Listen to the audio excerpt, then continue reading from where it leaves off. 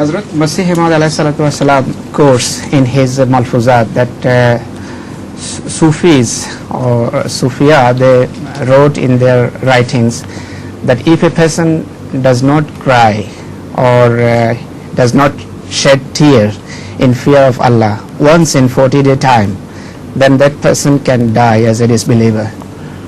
His death might come in the state of disbelief. I think it's just an attempt to make people realize that they should weep sometime in the love of Allah.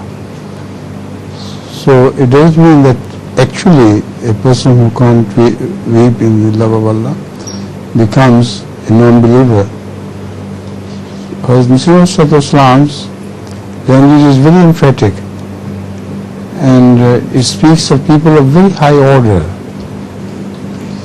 So people who are lowly placed comparatively, they can't imagine to attain those heights.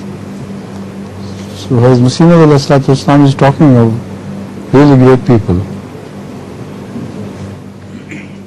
Moreover, I have noticed that during my sermons, if not every sermon, in 3 or 4 sermons time, people really weep, and I see them shedding tears and wiping their eyes, etc. So I see that fulfilled, and they really prove their belief in this sense, in this high expectation of Masih Maud alayhi salatu wasalam. Now you particularly take note of this about yourself.